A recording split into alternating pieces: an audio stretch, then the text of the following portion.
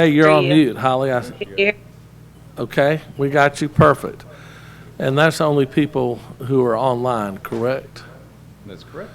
So, I think she was at the beach. all right. Well, good deal. I'll go ahead and call our April 5th, 2021 P and Z meeting to order. Hopefully, this will be the last meeting that we have to have people online. And we'll be able to meet in person from here on out. The first item on the agenda is a zoning ZC 20.05. This is a request to rezone from R1 to, will it be a B2 or the transitional? How is this? This is the first one we've had like Highway this. transitional is a district, so. Okay, so going from R1 to a highway transitional district, which has been a special district that has basically taken the things that we've liked out of the PUDs that have been approved on Greeno Road and kind of added those in to give some extra protections. And this will be the first item to come under that type of approval. And basically, for those of you who don't know, the Planning and Zoning Commission does not have the authority to make zoning, so we'll simply make a recommendation to the City Council, who will ultimately decide whether or not to do this rezoning. So without further ado, Samara, you are up. Okay, good afternoon. Can you hear me? We can. Okay. This is ZC 20.05, zoning change from R1 to HTD. This is 520 North Greeno Road. Donna Dowsey, Penny Odom, and Sandra Lee are requesting to rezone the property from R1 to HTD.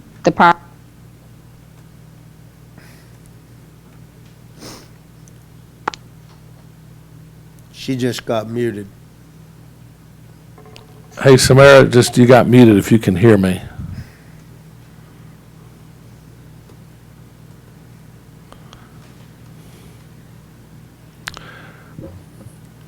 Hey, Samara. This is Harry. I've lost the audio. That's Samara. She's on mute. We've all lost that. I've lost it as well. Can they hear you? Can you hear me, Holly?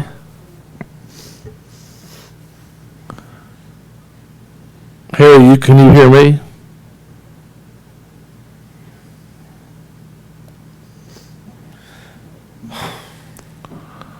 Well.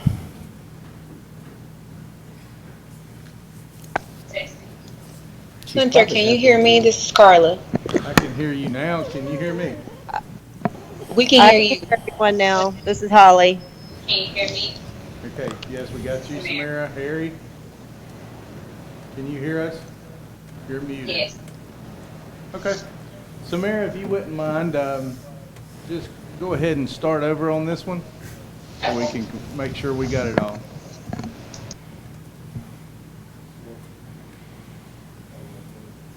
Samara, you got muted again somehow.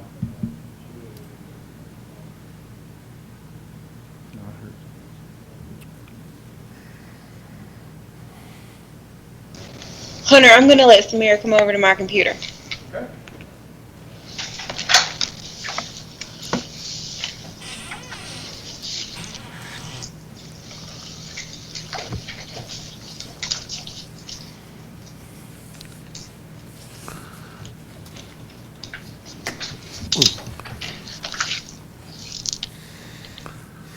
Okay, can you hear me now? Yes. Okay, I apologize. So this is Donna Dowsey, Penny Odom, and Sandra Lee. They're requesting to rezone the property from R1 to HTD district. The property is approximately 0.73 acres and is located on the east side of Greeno Road between Dyer Road and Gayfer Avenue at 520 North Greeno.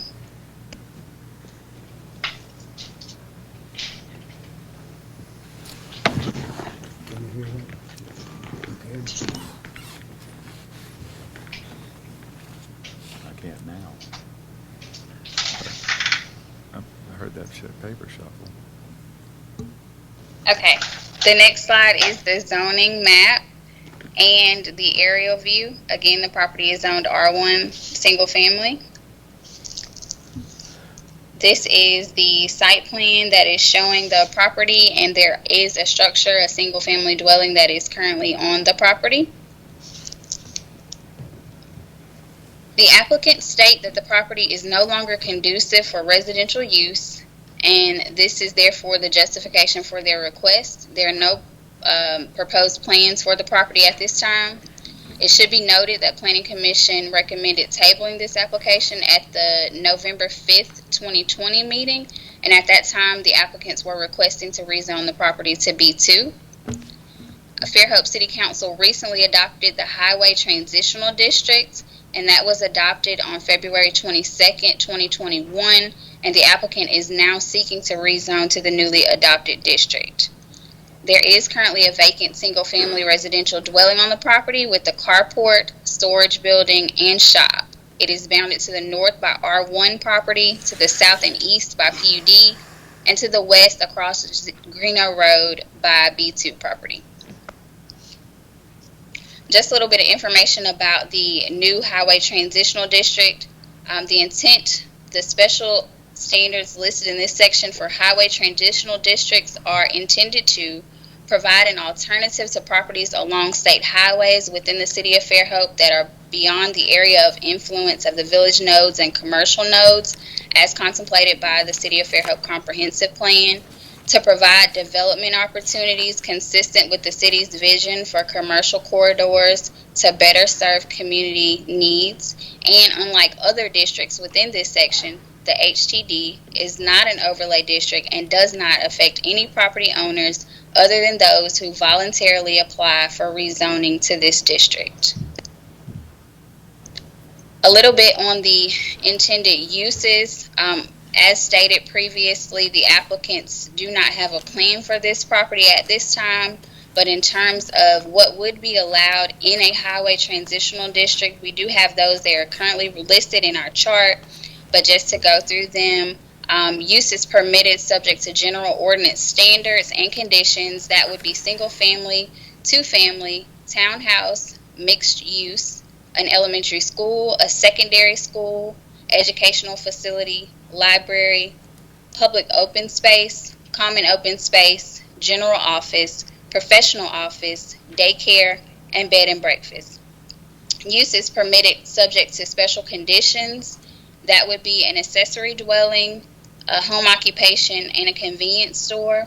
And lastly, uses permitted only on appeal and subject to special conditions.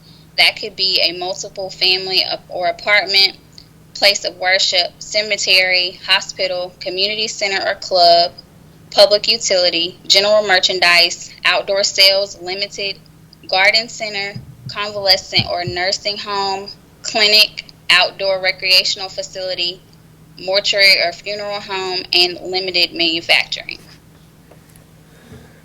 As stated, the comprehensive plan has supported the village node concept, and as you see on the map, the subject property is right outside the village center along Greeno Road. Staff finds that because the applicant does not currently have a proposed use for the property, rezoning to HTD will allow for less intensive use than the previous request for B2. This is just some of the criteria that we use in order to kind of review our applications. I won't go through each of those. And staff recommends approval of ZC 20.05 rezoning from R1 to HTD Highway Transitional District. That is all that I have. Thank you very much, Samara. Appreciate that. Thank you. Would anybody from the public like to, well, would the applicant like to add anything at this time? I mean, if you do, you need to come up to the podium just for the record. Put this on. We do want to thank y'all for working with us on this. It's we're kind of caught between a rock and a hard place. You know, we're surrounded, and we're like the only residential house right there on Greeno, and it was my dad and my dad's estate. and we're trying to get it sold, so we can get that estate closed. And it was really hard. We had it listed for sale as residential, and there was no interest whatsoever residential for about 9 months. So that's when we decided to try to get it, rezoned. And so we appreciate y'all working with us on that very much. Just for the record, would you mind saying your name and where you are? Yes, my name is Sandra Lee. You're talking about my address? Okay. I'm in Daphne at 11755 Halcyon Loop in Daphne, Alabama.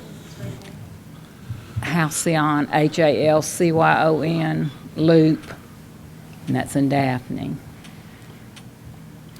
Sandra Lee. Thank you. We appreciate it. I'm sorry I was Thank- turning these volumes down because we were getting one of those little feedback there. Feedback, But okay. appreciate y'all working with us. This is kind of an exciting one. I've been on this board for 20 years. Really? And we've always said that, when people have come in with property like that, it's always put us between a rock and a hard place because, the two really strong forces in Fairhope have worked against each other. One being, we don't want Greeno Road to look like Hamburger Alley or Airport Right. Boulevard, or Yeah. you just pick out whatever example you want, Highway 59 and Foley, any example you want. On the other hand, how suitable are those properties for single-family, residential? So I think the city staff did a very good job of putting some ideas together that will allow that to be commercial, but not have the visual impacts that you get from, just allowing anything. Yeah. So it seems like a real good compromise there, and I appreciate y'all's patience. Well, it's been a with long us. journey, but like I said, we really appreciate y'all working with us, and hopefully this works out for everybody. So, Thank you very much. okay, thank you. Thanks. This is a public hearing, so at this time, I'll open the public hearing. Does anybody from the public wish to speak to this rezoning on Greeno Road? I'll wait a few more minutes in case somebody's trying to get in from the computer. If not, I'll go ahead and close the public hearing at this time and turn the meeting over to the commissioners. Motion, Mr. Chairman. Case ZC 2005, 520 North Greeno Road. I move we recommend the city council approve this zoning request. Second. I've got a motion and a second to approve the zoning, to recommend approval to the city council for the zoning request ZC 20.05. I will not do a roll call unless I have a negative vote, in which case I'll do a roll call. And if I say the motion passes unanimously, and Harry and Holly, I didn't hear y'all voting one way or the other, and don't represent you correctly, just butt in and let me know. So all in favor to recommend approval to the city council for ZC 20.05, say aye. Aye. Aye. Any opposed, say nay. All right, the motion passes unanimously. All right, next item on the agenda is SR 21.01. That is a site plan review for a mixed-use development, 26-unit project on Magnolia Avenue in the Central Business District. Hunter. Thank you, Chairman. The little backing up to February, we heard the site plan and MOP for this project, and it was tabled by the commissioners to address a few concerns, namely traffic, parking, clarification on live work, and garbage and how that was going to be handled. Joe, do we have those slides? Oh, there we go. That I can see. Thank you. I'll start that. So just a refresher, this is on Magnolia Avenue. 2 empty lots currently. Okay.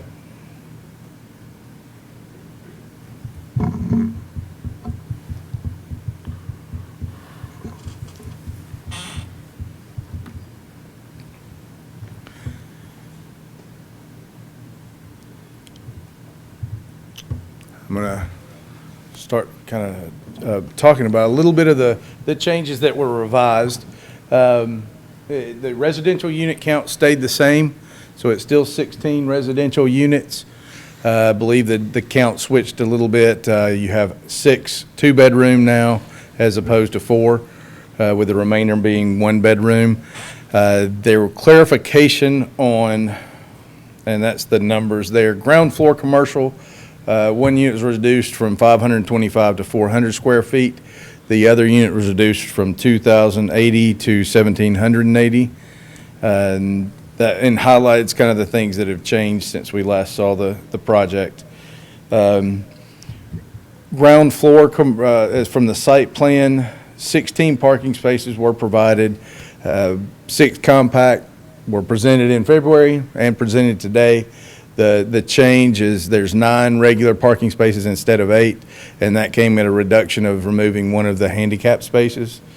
For garbage clarification, there were 10 cans presented to handle the volume, and those will be wheeled out to the street and picked up on garbage day and removed by a management company.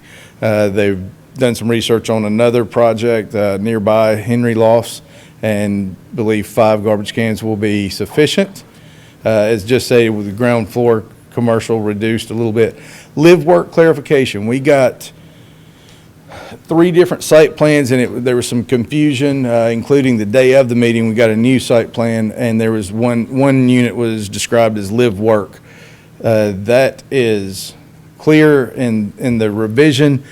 On the 2nd and 3rd floor, closest to Magnolia, it is listed as common commercial space, so that would not be available for any living conditions or residential unit. So what we're looking at here at the top is what one of the revisions we received in February, and the floor plan on the bottom is mirrored on the 2nd and 3rd floor. So it consists of 3 two-bedroom residential units and 5 one-bedroom residential units on each floor. We did receive a revised front elevation by abutting Magnolia. The top is what we reviewed in February, and the bottom is what is sent this month as a revision. We did not see the side and rear revisions to those elevations. This month, I mean, some of the conversation that happened is how much we're squeezing into some of our projects. 16 units with commercial on 0.3 acres, and how much burden are we living, an overflow are we living with? Historically, we haven't required much parking in the CBD. 1 parking space per residential unit. And, you know, some of the logic between that started in 2005, where it was, you don't require as much parking. But there was a part 2 to that in that theory. There was a book written that influenced cities everywhere, high cost of free parking. The counterbalance to that was providing metered parking. That kind of limits what can happen. So we didn't do that, but at what threshold does it become a burden on neighbors? When it was 5, 6 units, you know, maybe that's not, we're willing to live with some of those extra cars to provide a commercial entity for CBD. So it was just timing wise, Kim's here handling Menace for us this month for the first time in a long time. And she's our code enforcement officer. So she got a call a couple of weeks ago from our police department.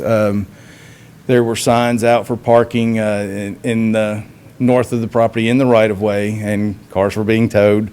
That just one example, but when we went and looked, also compact car spaces that were approved in this is a completely separate project, but a similar density, where the ground floor is more dedicated to parking than commercial. Compact spaces were unmarked per code and being used for full size, reducing the drive aisles. The handicap spots were reserved for unit numbers, and I can't be sure if units are handicapped here. I don't believe they are. I believe they're all Class B, but monitoring that a few times, it was always vehicles without handicap tags or plates parked in those. You know, this is inconclusive, but when you look around there early in the mornings before business gets started, you see kind of cars parked on the street, peppered around the area. Again, not a conclusive study at all, but you look at how trash is being handled. So I know this is some of the concerns from neighbors and even the commissioners last month. So trash cans being rolled out the street. I believe they said 5 handled the whole property. This was sent in by someone concerned with the neighborhood that this is kind of what you're seeing. So as we looked at this and what the requirements are and standards, if you will, of the zoning ordinance, 1 parking space is provided. And it's not clear whether you can use a handicap spot to include that. But when you look at the bigger picture, what is our other charges? It's not just the standards. Even in site plan review, it says the compliance with the standards, goals, and intent of the zoning ordinance and applicable zoning. It's those goals and intents that I think we're squeezing too much into. It's every time you try to add a little more commercial space, it's at the cost of commercial. And as long as we're sticking to 16 residential units and not moving that needle, then it becomes a problem. We looked at impacts on neighboring properties. Magnolia in that area doesn't have as much on-street parking as Bancroft does. So what happens when that spillover is on Magnolia? And what does that do to future developments that may want to come in for commercial, but there's no parking available? We looked at the overall benefit to the community, and I want to be very clear. We support and encourage mixed use throughout the city and especially in the CBD. But it's at what intensity does that start to harm the neighboring properties and harm the neighborhood, so that the goal of the CBD being heart of the city and being the central business district of the region, when does that start to hurt those goals? And we had to step back and look at that as a bigger picture. And I think we just came to the conclusion, with all things said, at this time, we recommend denial of this case. And that's hard, because I'll tell you, the applicant has moved the needle when adding commercial space and trying to squeeze that in, address some of those concerns we looked at. But it was always, the residential numbers didn't move. And for that reason, we recommend denial. And there is a complimentary MOP case that I'll go ahead and kind of present the findings on that. The next item agenda, it's very similar case, but this is MOP, which, as planning commissioners know, but for the public's information, is more of a review we look at in subdivision regulations. So it's more of a technical review, but there is a statement in there. Does it meet the intentions of the comprehensive plan? And based on the reasons we've highlighted, we don't believe it does. So while the technical merits, other than electrical, which is something that's come up recently, not the applicant's fault, other than that electrical, the technical merits are there. But in that review, it also, does it meet the comprehensive plan? And we do not believe it does. So, planning commissioners, this is a tough one. Site plan is a recommendation to the city council. MOP is your vote, and it ends with the planning commission. So I will turn over. I've got a question. Yes, sir. Hunter, what is, okay, so you say that the intent is kind of a stumbling point. What would you think would be something that would be acceptable here? I mean, I don't want to put you on the spot because it's not your decision. It's not our decision what to bring to this planning commission, but trying to get my head around. Art, it's a tough one to do because I become a designer. But if I've thought about this and I've looked through every bit of our code and have a document with every time it mentions our intentions of the CBD or goal or any advice, and if I had to pare it down to one thought, is the focus on whatever you're doing is a commercial entity, and then residential is secondary. In In the In the CBD? central business district. Yes, it's the central business district. It's, and when you try, we don't allow multifamily. You know, that's not allowed. The only way we can do that is through a mixed-use development. And when you try to focus on residential only, then that's where the tensions start conflicting and it becomes a problem. So while, we can look at all kinds of options for design and how it tweaks, it's, in this case, it's the number of residential, it's the number of what they bring to that area and the spilling over, I don't want to defer anyone from moving and developing in the CBD. I want it to be as lively as we can have it, but I don't want it to be at the cost of neighbors and Well, future when a plan developments. comes in and you feel like you need to make 16 changes to our ordinances, and it really makes you wonder, do we need metered parking in Fairhope, which has been something for a long time that, if we allow these type of projects, we're going to have to get metered parking because there's going to be nowhere else for anybody to park, for business. And when we originally, had the multi-use planned, it's hard to predict the future in 10 years and in 20 years. And the idea then, when commercial values were still so high, was, hey, this is a way for the upper floors that nobody's using that don't have much commercial value to fill in some and bring more AIBs so that those people would come downstairs and shop at the grocery stores and the restaurants. At the time, the restaurants weren't doing real well in downtown Fairhope. The retail was, and you see how times change. But I even had a disagreement with the mayor at the time, back when Tim Kent was the mayor. He always felt like you needed to have one parking space per residential unit. And I thought, well, heck, when we're comparing one residential unit upstairs to an office with 8 people that are going to be there all day,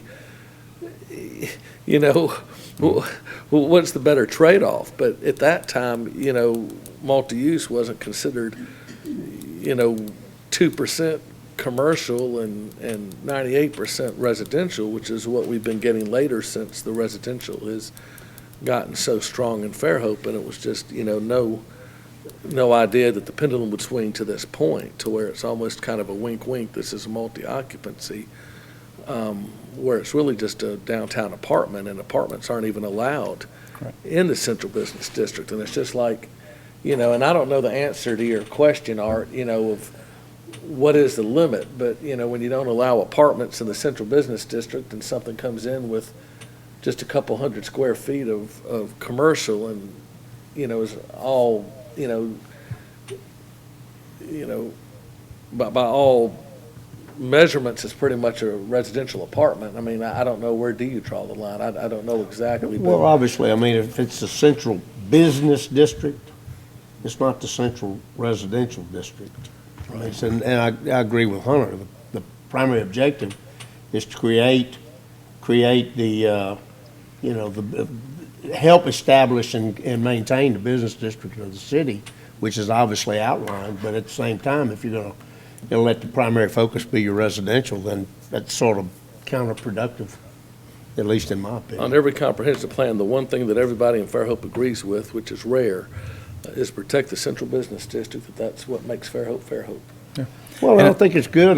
It took downtown Mobile forever and a day to finally figure that deal out, but they finally did. And between Dolphin Street and St. Louis Street now, it's pretty unbelievable. But they've got their entire first floors are all commercial, and they don't really have parking underneath.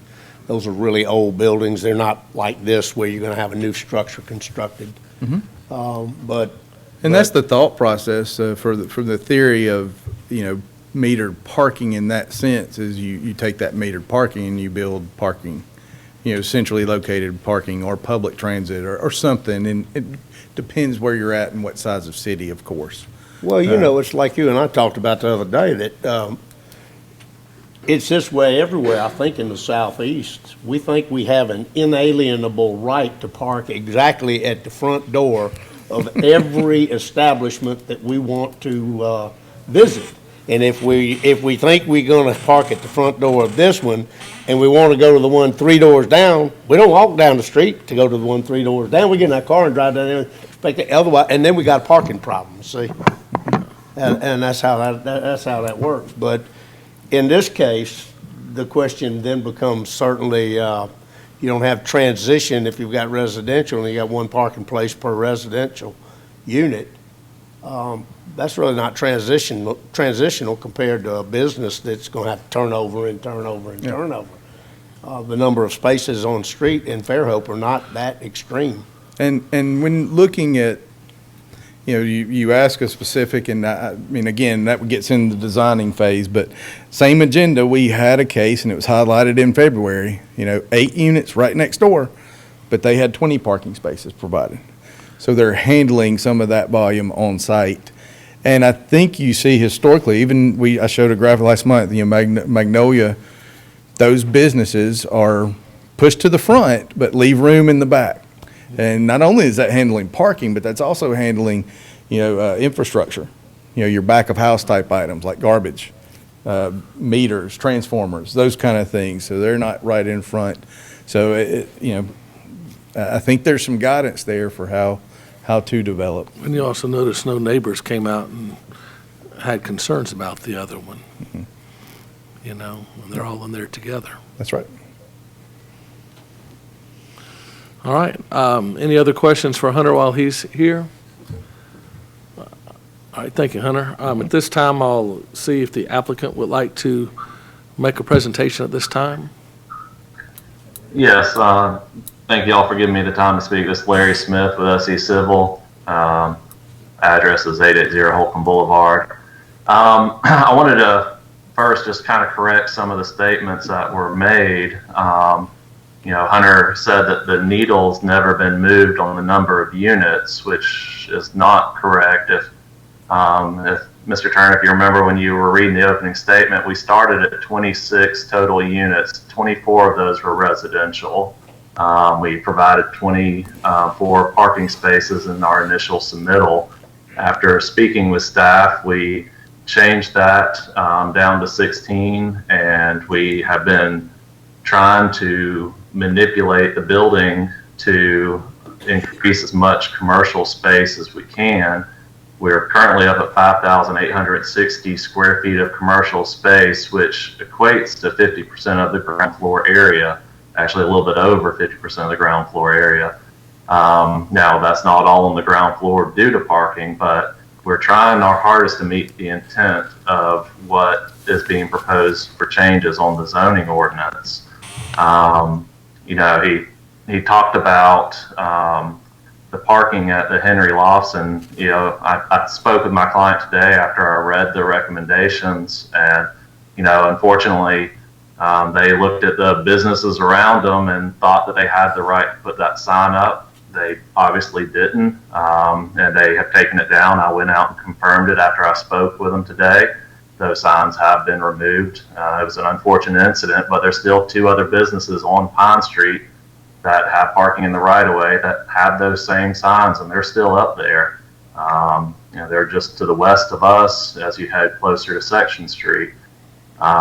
It's unfortunate, but once they found out they were not in compliance, they removed the signs.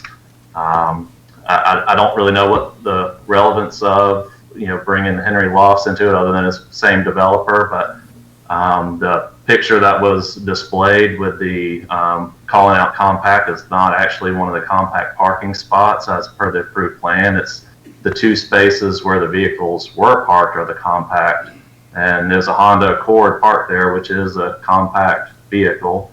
I can't tell what the SUV was in the picture, but it didn't even stick out as far as the Honda Accord did. I went and measured the drive aisle, still maintains its 20 foot.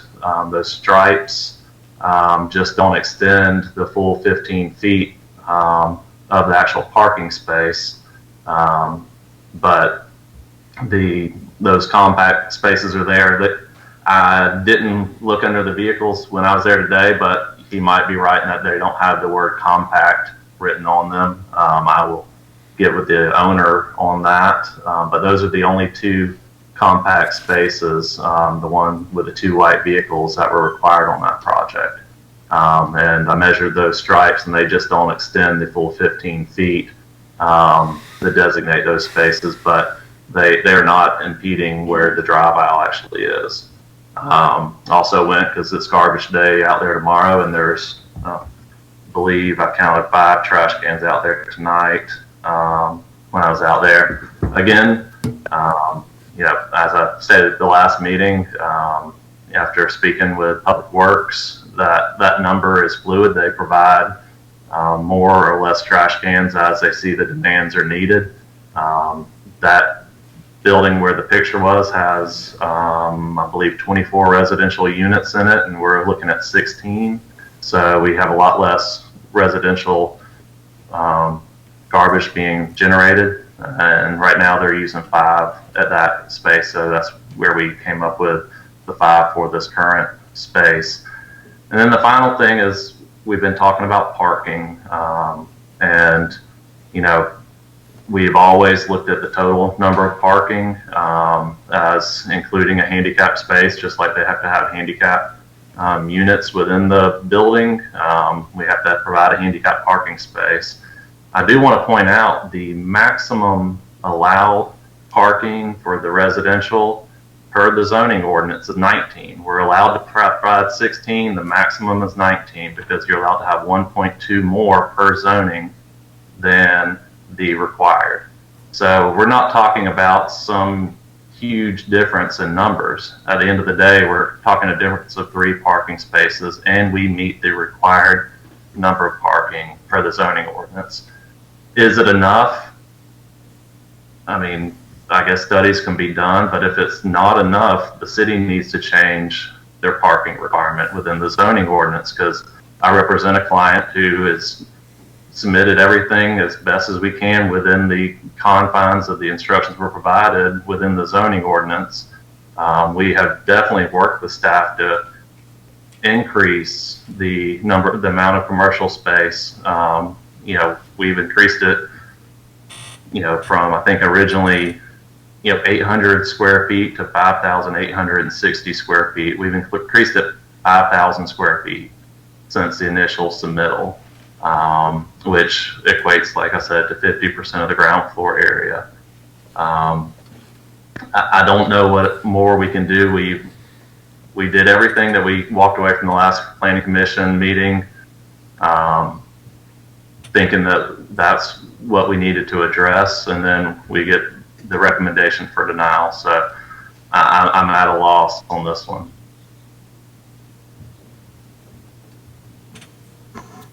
All right, thank you, Larry.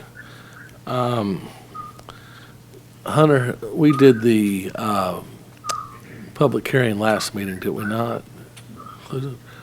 All right. I guess I'll go ahead, just since we've been doing these online, just to make sure people get to be heard. Does anybody from the public wish to speak to this or have anything new to say versus the last meeting?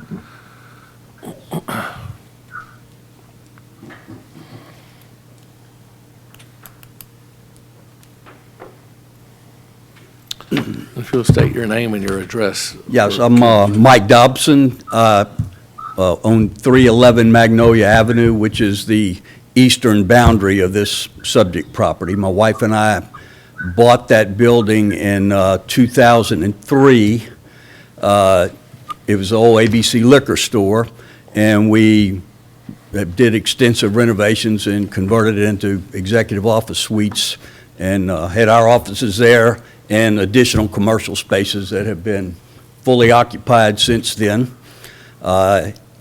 Slightly after that, I guess in 2006, we got plans approved to add on to that building, and the existing, what was the parking lot of that building, we built a 3-story building there without variances from the city. We could only go up 33 feet, and we built additional commercial space on the front of the building, on the ground floor, and our primary residence is on the 2nd and 3rd floor of that building.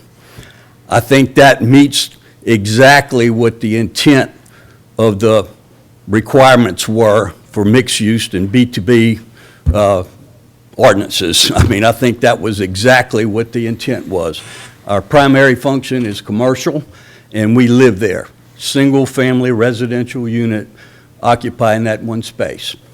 We have parking on the sides and the back of the building that supports everybody that's in there.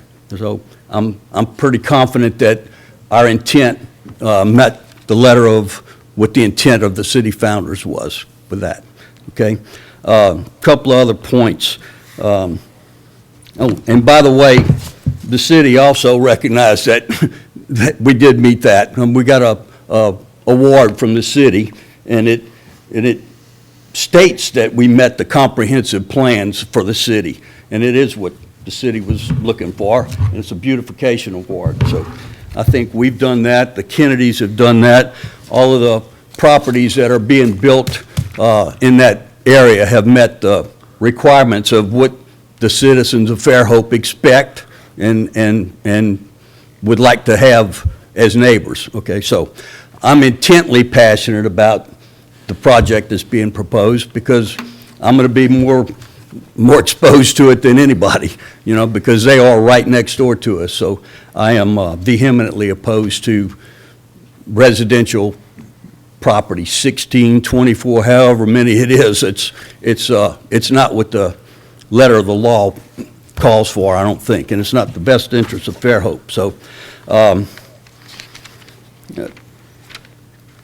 by the way, if we could have had a 40-foot variance like they're doing now to make a 3-story deal, our building would have been a completely different building. It would have been a cottage pitch roof structure and actually a whole lot more amenable to the sight lines, and we'd have had a whole hell of a lot less problems with it because a flat roof is problematic. So in spite of new construction, we've had lots of leaks that we've had to handle, but because of that. So anyway, the laws have changed, the variants have changed, obviously, and I'm good with that. You know, they're going to let them do 40 feet. That's fine, but you know, it is what it is. We didn't get a variance at all to do our project. I'm kind of an expert witness of sorts on what I believe the intent of the B2B commercial use was, and that's why, because we live there, we see it every day. I think we're the only ones currently that live on that particular block, but I've seen what's happened. And at the last meeting, I brought up some concerns that I think are big safety concerns, in addition to the garbage, which is a bigger problem than we've even established so far. I mean, I got pictures, y'all showed one picture, but this is current picture of the Bancroft property, and they have the luxury of being able to put these cans across the street right now. I mean, they may store them underneath in the commercial area like they're talking about doing on this Magnolia property. They'd be stored under there, but at twice a week, they got to come out on the streets. Currently, every business on that street, including ours, we pull our garbage cans out to the street in a designated area that's in our driveway, on the side of the driveways, that don't take up any parking spots whatsoever, none. It doesn't obstruct the traffic, it doesn't obstruct anything, and the garbage collection happens at 4 or 5 o'clock in the morning. The trucks get there, lift them out without a problem, and as soon as we get up in the morning, those cans are off, and all the business owners do the same thing. This next property, if it's allowed to be built as they're talking about, as I understand it, they're going to take up 2 of the existing public spots for their driveway to get in and out of that spot. That'll leave only 2 more spots on the street, all right? One of those spots, twice a week, has got to have garbage cans on it, because otherwise you'd block the entrance and exit of the existing building. The tenants wouldn't even be able to get in it. So the only place to put those garbage cans is in an existing parking spot, which we don't have enough of anyway. And oh, by the way, the other expert witness part of me tells me I can look out on my balcony every night and see cars parked there. This isn't Mayberry anymore. We got cars. I mean, the downtown area is thriving now with people parking on the streets. Thank God. in spite of the COVID epidemic, the traffic is there, and they're using the parking spots, okay? So I don't think that they'll ever be able to pick up a garbage can, because there's going to be a car in those spots, all right? So I don't think that's been considered yet, and I was hoping to get that on the record, okay? Excuse me, I got to look at some notes. I can't remember all this stuff. It's a little emotional, so.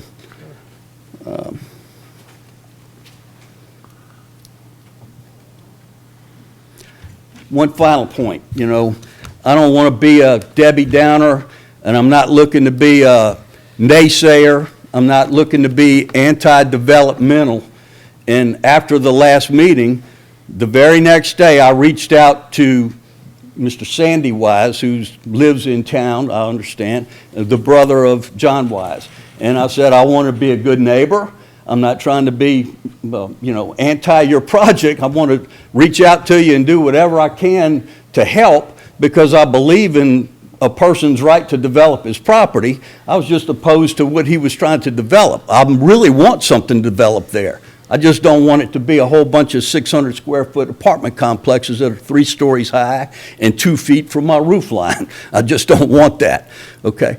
And he was pretty emotional on the phone and pretty disenchanted from the meeting before, because his project got tabled, and he said before he spent any more money on it, he'd like to have a point person to go to from the citizens, before he approached the planning commission again, with plans. And I said, well, I'll be happy to be that person. I mean, I don't have a vote in the issue, but I will represent all the people that I know that are opposed to your project, and I'll share with you what you're planning on doing and get input from you before you spend any more money with architects and designers and all that sort of thing. I'll be most happy to do that.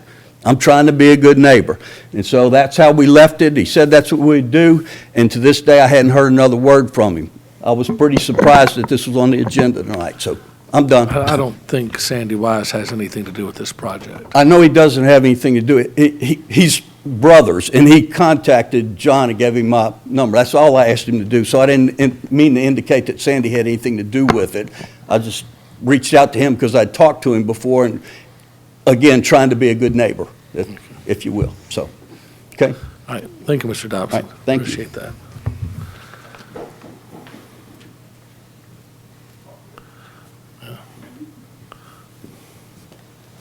Blake Barnes. I live on Equality Avenue, but I own the little law office across the street at 306 Magnolia Avenue. I'm not sure who all was in attendance at the last meeting, but I just wanted to quickly go over a few admissions we got from the developer himself at the meeting in February. Everybody was there, by the way. Everybody was? Everybody here was at the meeting. Okay. I didn't remember Mr. Dias being there. He was on. You were here physically. February? He was here, I believe. No, I can't remember from yesterday. Yeah, but anyway, if you go, go ahead, I'm sorry. Well, I mean, one of the important things, so initially they wanted to do 800. As a neighboring property owner, it's been hard to know what's even going in there. It was 24 apartments on less than a third of an acre at first. Now they're trying to make it seem like it's different, saying that it's 16 residential units. But what we've got, and the density's actually gone up since the last meeting, we've got 10 one-bedroom units and 6 two-bedroom units. So you're talking about realistically somewhere between 22 and 32 people that are going to be on less than a third of an acre of property. If you just can get that as a visual, if we were just out there in tents, that wouldn't be enough room for that. But the developer himself said that at the last meeting that most cities where he does business, he said he does this all over the region at least, putting in these high-density apartments, would not let him get away with this amount of density, because for every 1,000 square foot of commercial space, they would make him put at least 4 parking spaces. Now they're talking about almost 6,000 feet of commercial space without a single space for those. And I'm going to get to why that's important to me in a second. But for these 22 to 32 people living in this high-density development, we've got 14 non-handicapped parking spaces. It just doesn't, the math doesn't add up. It doesn't make common sense. So where those people are going to have to park, if they can find a space on the street, they'll park there, I guess, making it difficult not only for garbage delivery, like Mr. Garbage Pickup, like Mr. Dobson said, but also for all the various delivery trucks will be coming through there with Amazon, grocery delivery now, waiter delivery. It's just going to make an already very congested street a lot more congested, and there's no provisions to deal with that. There's also no provisions for any kind of common space for these residents to congregate in. They're either going to be in their tiny apartment or out on the sidewalks or out in the neighboring business owners' yards. And if they're going to use the parking garage, then there's going to be one way they're going to get there. They're not going to walk around to Church Street or up to Sexton Street to get there. They're going to cut through my yard, or they're going to cut through Mr. Kennedy's yard, which is what people already do, and they stop and throw trash on the way. I've got them on video urinating on the side of my building. They're going over to go back and forth to the bars and restaurants over towards Fairhope Avenue. But in addition to, at the last meeting, the developer acknowledging that this would be too much density for most cities where he puts these, he also acknowledged to his credit that Fairhope doesn't want this. Mr. Turner, when you asked him, or when you asked the engineer, is this a good project? What good does this do for Fairhope? We got radio silence. And they simply said that, well, you need to let us build it because we paid over $600,000 for this piece of property, expecting that we could put in a high-density development. And so there's never been any evidence that Fairhope needs this. There's never been any evidence that it fits with not only the plan for the central business district, but with the neighboring property owners. And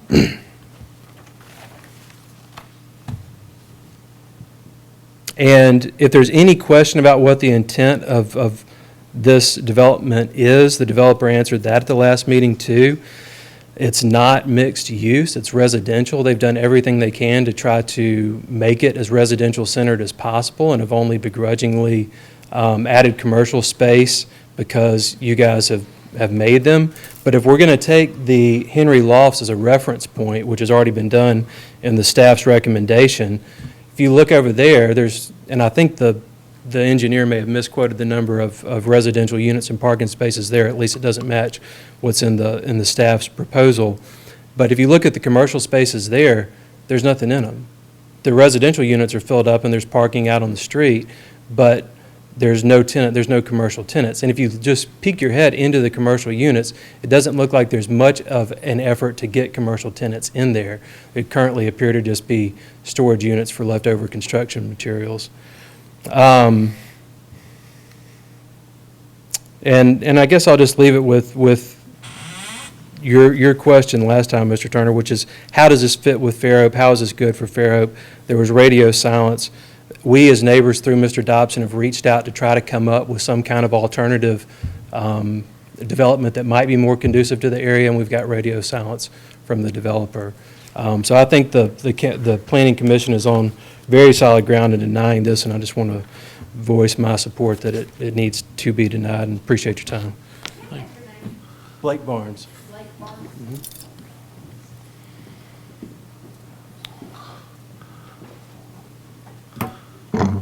Anybody else? We'll let just one or two more people and we've already heard about parking and garbage plenty of times. So if you don't have anything new, we had the public hearing already, so I understand. we got a lot of things we need to look at tonight, so we don't need reruns. I'm going to be very brief, Mr. Turner. Commissioners, my name is Mike Shipper. I own a townhouse at 52 North Church Street. I'm also a lawyer at Cerroti Permut. What I primarily, or the reason that I wanted to speak is to just address very briefly the subdivision regulations, because as Blake said, there's no question that the commission is on firm footing and has plenty of discretion, ample discretion to deny this application. I'm looking at Article 1, Section A, which is the purpose of the subdivision regulations. Part 7 is the avoidance of congestion of the population. The staff report does a very thorough and clear job of pointing out that this highly dense residential development with commercial space as an afterthought does not satisfy the goals and intents of the comprehensive plan, the zoning ordinance, or the overall enhancement of the CBD. This is from the staff report, it attempts to pack too much into too small a space to the detriment of the neighboring properties. I am one of those neighboring properties. When you walk in the neighborhood, you see developments that do come within the spirit and the intent of the CBD, and they are nothing, to say the least, like this development that we see the mirror image of on Bancroft Street. A couple of other points for the purpose of the subdivision regulations. Point number 10, accomplishing coordinated, adjusted and harmonious development of the city and neighboring territory. This project would stick out like a sore thumb within our neighborhood. And last purpose is that I want to cite, it speaks to the adequate and convenience of open spaces for recreation, light, and air. We know that there is no green space reserved in this development. As I read the regulations, and I understand that the practice of this commission is not to require green space in the CBD.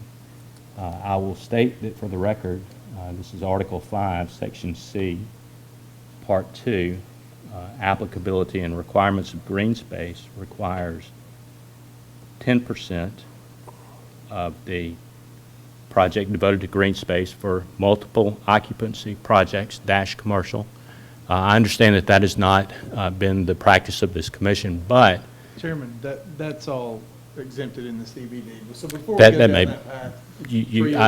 And I certainly will defer to you. My only point there is that if you do look in the neighborhood, the developments that are there now, there is a high priority placed on open spaces for recreation, light, and air, and none of that is being reserved in this development. For those reasons, Commissioners, there is no question from a legal standpoint that you are solely within your discretion in denying this application, and we think that is the proper course. Thank you. Thank you, Mr. Shipper. John, if you, that second button, I think to the top of the right, if you could I'm be- Doug Kennedy, and my wife and I own Kennedy. We own Kennedy Place at 308 Magnolia, Okay. directly across the street from the new project. And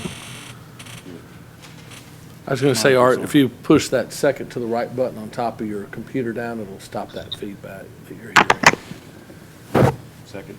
They already turned it down. No. That should do it. All right, sorry, Mr. Kennedy. Go ahead. Okay, I just want to cover two things. One that was covered last time, but it wasn't covered this time, that's real important, is if you look at the balconies for this project, they're right against the Dobson's building. They're 2 feet away. I can't imagine anybody wanting to look out of a balcony and you're 2 feet from a wall. I mean, what do you think is going to happen? The trash is going to go down there, all kinds of other stuff. The other thing is I don't think the traffic problem has been pointed out enough, because we have a nice parking lot. We made room for a parking lot for our building so we wouldn't have these problems. And the city does not have the entrance to city parking lot adequately. Google Maps, if you go on there and look at it, it looks like you come into our driveway to go to city parking. So all day long, people cycle in and out. And like Mike said, people park in our parking lot all the time when they're not coming to our building. Normally, it's not too bad a problem. But a high-density apartment building across the street, I know where they're going to park, and there's going to be a constant fight. So I've already talked to Rodney Pilot, who owns the next building, and he said it would be awful, but it would probably cause us to have to put up an electronic gate, which we don't want because we have clients coming to our buildings. And it's just it's the traffic on Magnolia, you may think of it like you used to, but a lot of times the traffic is blocked going up the hill eastbound to section from Church, solid all the way down there. And because there's no turn lane, one of our good mayors, two mayors back, took out the turn lanes on Magnolia so you don't have a left turn lane, so you don't block the traffic. So in both directions, people now will come, either they're both turning left, if they're facing each other. They will sit there till one of them moves. Once they move, then that one will turn. And so a lot of times the traffic light, you get 3 cars through it because we have no turn lane. On Section Street, you have the left turn lane.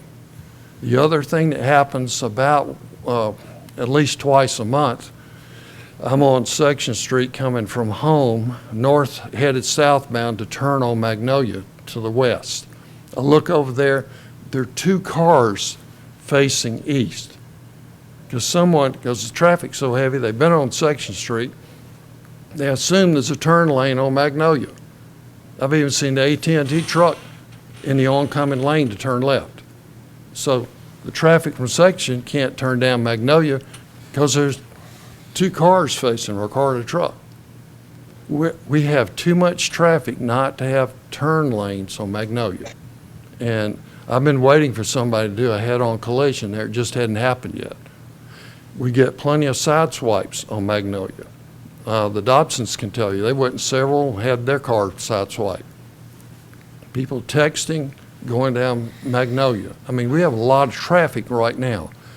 Putting a development like this on Magnolia would be disastrous for us, all the business on Magnolia, because of the heavy traffic.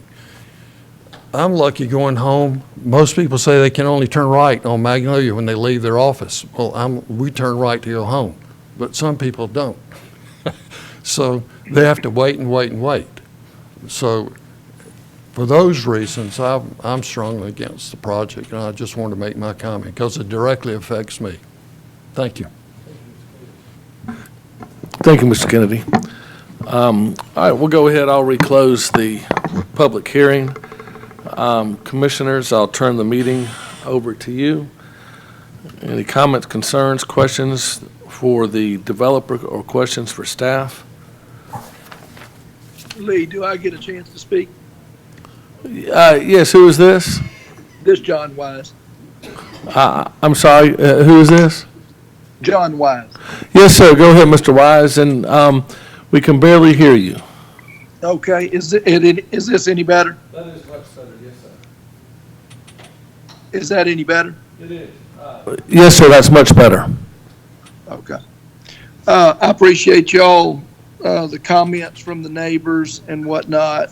I'd like to personally apologize to Mr. Dobson of me not getting back with him. I have been terribly busy, and I'm started to lose interest in this particular project because of all the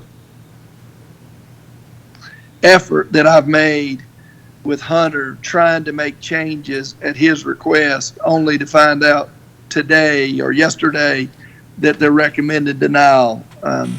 So I am completely disappointed in the process. I'd like to say just a few things. One, a lot of these guys that have a problem with what I'm doing, the first thing they say is they believe that we ought to have property rights. Well, the guy that bought the property ought to have some property rights, in my opinion. And I've done everything you can do to try to work this project out. I started with 24 units. I've whittled it down to 16.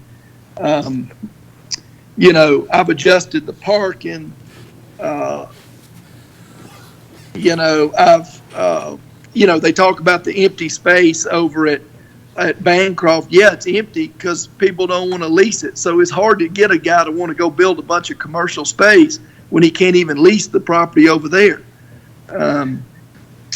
Last time we were in this meeting, Lee, you actually said you meet every regulation that we wrote, but I still don't like the project. So I went back and redesigned the project again, paid the engineers and paid everybody, redesigned it again. Even though I meet the regulations, I bought a piece of property, I meet the regulations, and I still got to put up with this. You're just sending the wrong message to the developers.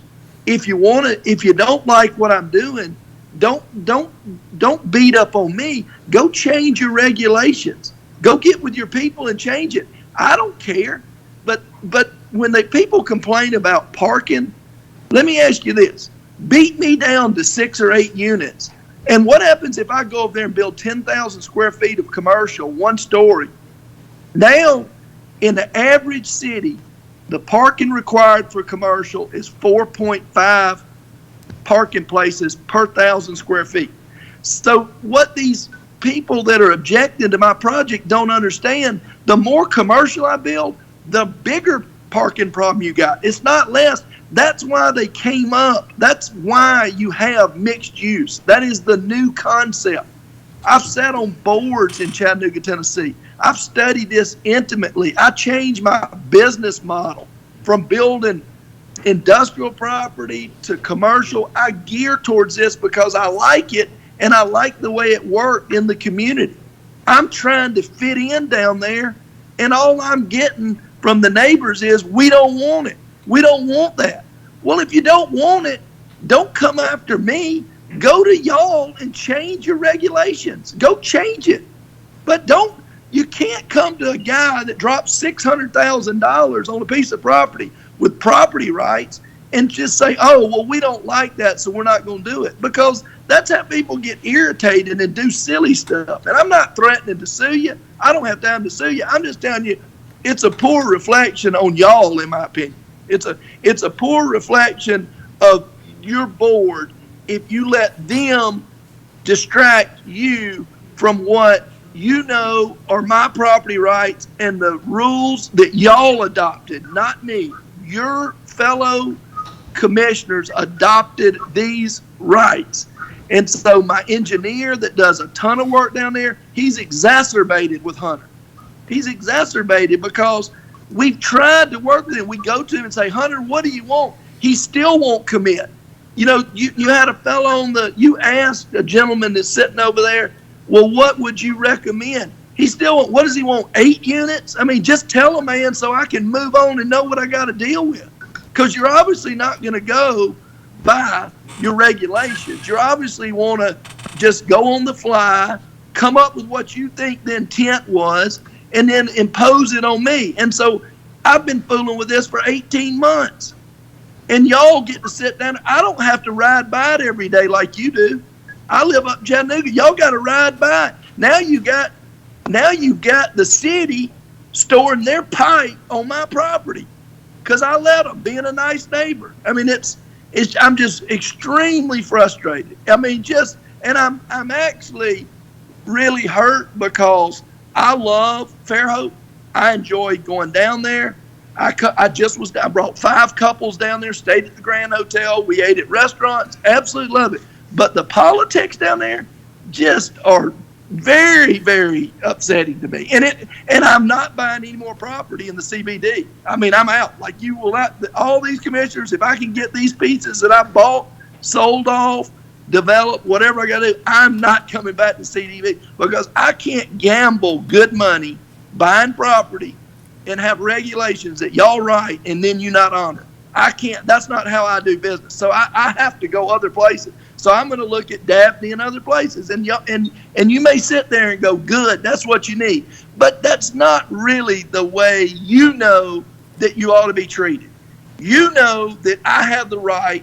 And remember this, everybody on that board, if you don't vote for me tonight, whatever, if you don't agree with me, remember this same thing could bite you on your piece of property. Somebody could change the rules on you and you get stuck with it. And I want each one of y'all, before you pull the trigger tonight, to think about that.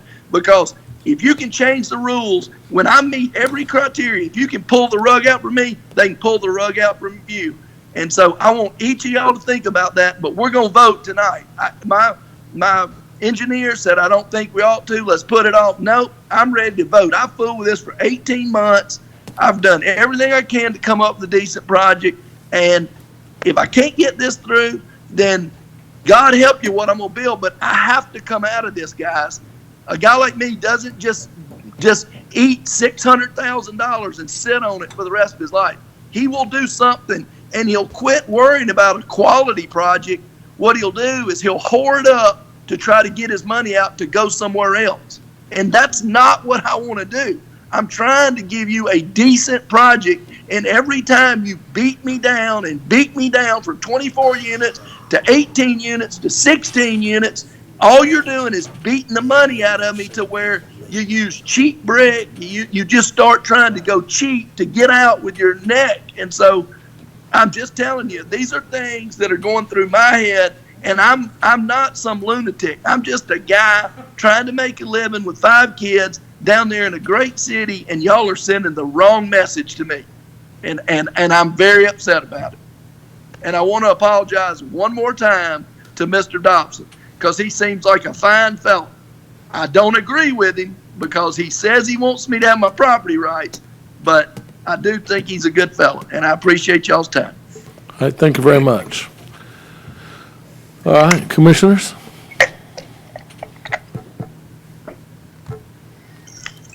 Any questions? Questions for staff? Questions for the developer?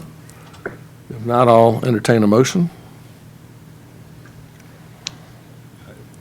I move we deny SR 21.01.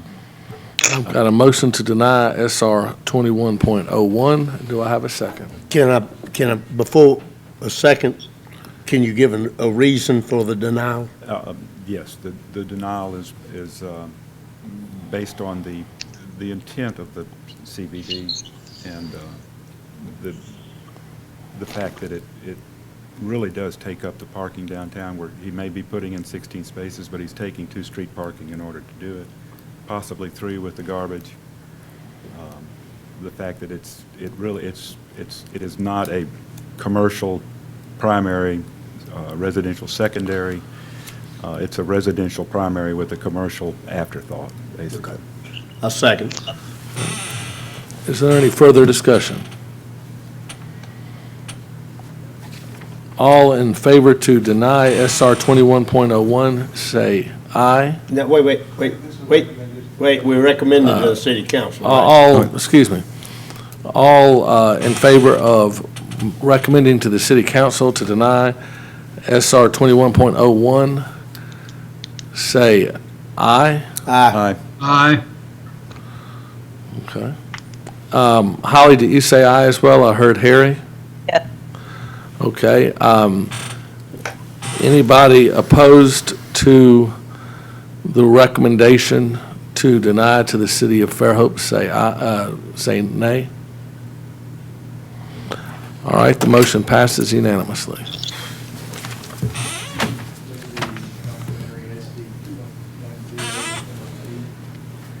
I think it's important, we kind of glossed over that, but we're making a recommendation to the city council. That is correct. City council's the only one that can actually make can decide whether this project is go or no. On the site review, there's also an MOP application as well, which all separately need to vote on. MOP would be, I guess, is moot. Y'all need to vote on it, and, state your reasoning if you're going to vote as well for that separate application. Okay. All right. We've already had the public hearing on this. Hunter, do you have anything else that you want to add at this time on the on ST 21.1? No, we just, since we did have some conversation there, just to explain the difference here, this is the planning commission votes on this one and it ends there. And this is based on criteria that we review from the subdivision regulations. And other than electrical, there was something that came up. The city approved a transformer to be located in the vault in the sidewalk when we last reviewed, and recently the electrical department said that's not a good idea. We have to, after a little research, we're gonna have to train our people and get some specialized equipment. So there's still some conversation going on there, but other than that, the reason for the MOP is because of the criteria for reviewing against the comp plan. So for the same reasons we discussed in the site plan review, staff recommends denial of SD 21.10. Thank you, Hunter. So we need to vote on this one too? Yes. All right, commissioners, any questions, concerns for the developer or for staff? If not, I'll entertain a motion. Go ahead. I move we deny, what's the number? Trying to find it. SD 21.1. SD 21.1 for the same reasons. Second. I have a motion to deny for the same reasons and a second. Any further discussion? All in favor to deny, say aye. One point of clarification, real quick. That is SD 21.10. Yes, correct. Instead of .1. Okay. Good point. The zero is not silent, that's 10, correct. SD 21.10, good point. All right, so I've got a motion and a second. Any further discussion? All in favor to deny, say aye. Aye. All right, I heard both Holly and Harry. Any opposed, say nay. All right, the motion to deny passes unanimously, 6-0. All right, moving on to the next item on the agenda is, let me see, ZC 21.05 and ZC 21.06 have been withdrawn. Hunter? Yes, you mind if I mention something on those, Chairman? Yes. This is not an agenda item, but just some advice. Real quick. So there were two zoning change requests coming in the CBD and the request was B4 to B2. The reason given was to allow short-term rentals. Now, in 2007, the city adopted the short-term rental ordinance and they prohibited short-term rentals from R1, R2, and R3 and allowed them in B2, B3B, but left out B4 from either category. Now, we haven't done an exhaustive where we B4 throughout the city, but a quick solution, and we can't do it this month, we'll have to advertise, it'd be a zoning code amendment, but to come back, there's only places that are not allowed short-term rentals within the CBD are those B4 properties, and there's very few of them. And some of them have had short-term rentals for quite some time. Is there any heartburn with an amendment? It would have to be ultimately approved by city council, but any guidance at this point in time to amend the CBD section of the zoning code that would allow short-term rentals? So anything within the central business district, property owners could use as short-term rentals. Any heartburn there? Not by me at all. Not an issue to me. I think there are quite a few that are, if Kim decides to get on her horse and ride around, could be in trouble right now because, we've got a number that, that I wasn't aware of that. It's kind of odd how it falls in between there, and there are a number being used as short-term rentals now. So all you've got to do, you talking about just doing an amendment? Amendment to the zoning ordinance and specifically the central business district overlay. When would we see that? I don't know if I can meet the advertisements for next month, so it might actually be June. I don't know if I might have already missed the opportunity to advertise that. So. Okay. Okay, but that was all just Related to the next two conversations, I think we've got a good solution for that.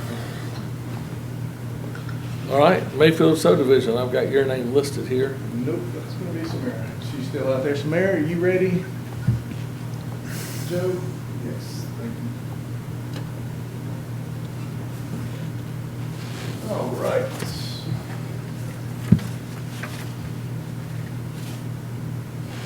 Samara, you're muted again. This is a request for a public hearing to consider the request of David Baxter and Jerry Mayfield for plat approval of Mayfield subdivision, 3-lot minor division. The property is approximately 29.14 acres and is located on the east side of Lawrence Road, just south of the intersection of Gayfer Road Extension. Here you'll see the zoning map and the aerial. This property is unzoned Baldwin County. The subject property is in Fairhope's extraterritorial jurisdiction and therefore must follow the Fairhope subdivision regulations. Again, it is a minor and is reviewed accordingly. The site plan illustrates a 3-lot division fronting Lawrence Road. There are 2 fire hydrants illustrated on the plat. Utility and drainage easements are illustrated as well. And there are wetlands illustrated on the site. a 30-foot wetland buffer has been provided, and the applicant also provided a delineation from Wetland Sciences. Here is our site plan. Again, you will see the wetlands in the rear with the 30-foot buffer, 3 lots. There are existing fire hydrants, one near the intersection of Gayfer Road, and then one to the south of near lot 3. Waiver request. The applicant has requested a waiver for sidewalks. They're stating that Lawrence Road is in the it's a rural county road, and there are no sidewalks at this time, and they have over 600 feet of frontage, and they don't feel that the sidewalks are needed. In lieu of a sidewalk, they have illustrated an easement along Lawrence Road. Follow-up activities required by the applicant. If it is the pleasure of the Planning Commission to approve this case, the applicant is advised the final plat must be recorded in the Judge of Probate's office within 60 days of the final plat approval by the City of Fairhope Planning Commission, or the final plat approval is null and void. Staff recommendations. The staff recommends to approve SG 21.16 subject to the following conditions. Before I state the condition, initially in the staff report there was a condition for the utilities letters that was listed prior to receiving all of those letters. Staff has received all of the utility letters, so the only condition of approval is going to be approval of the sidewalk waiver. And that is all that I have. Thank you very much. Are there any questions for staff at this time? If not, would anybody like to make a recommendation on behalf of the owner/developer, the Mayfields?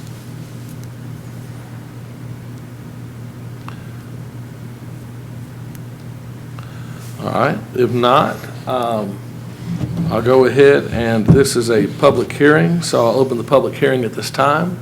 Anybody from the public wish to speak to this proposal? This is where Gayford dead ends into Lawrence Road, just on the south side of the utility line easement there. Nobody wishes to speak? Chairman? Yes, sir.